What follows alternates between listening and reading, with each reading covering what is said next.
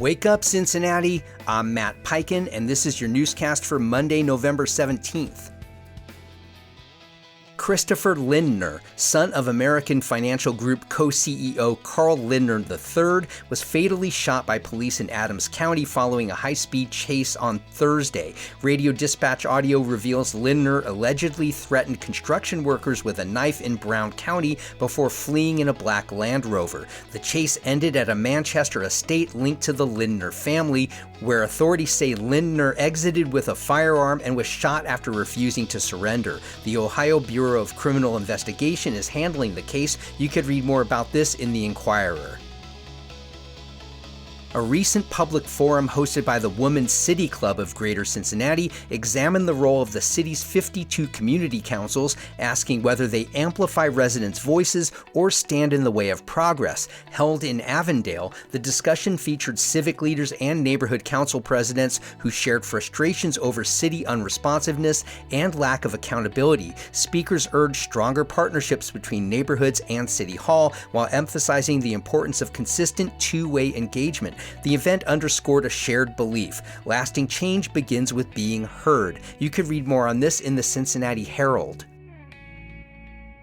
Mason is charting a bold new course to revitalize its sleepy downtown, aiming to transform the mile-long corridor into a hub that better reflects the city's economic stature.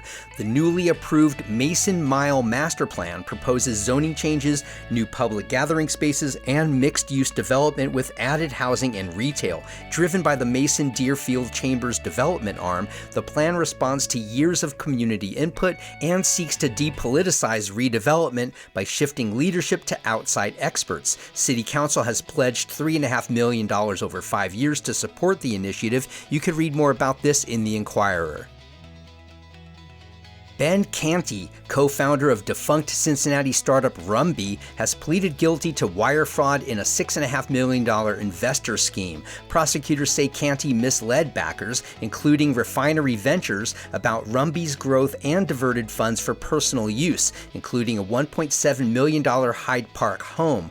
Last week's plea follows a federal indictment in late 2024. Rumby, once a tech-driven laundry delivery service, filed for bankruptcy after Canty's resignation and mass layoffs. His sentencing date has not yet been set. You can read more on this in the Cincinnati Business Courier.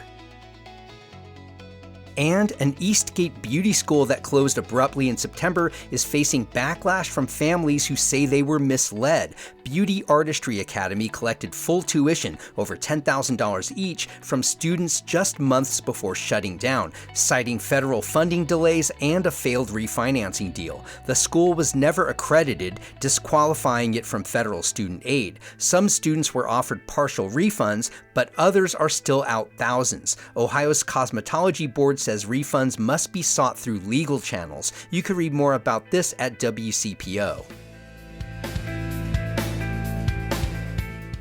Before I let you go, I want to tell you our daily newscast can also arrive in your email every weekday morning. Sign up for our free newsletter at wakeupcincy.transistor.fm. You can also find us on Facebook and Instagram at wakeupcincy.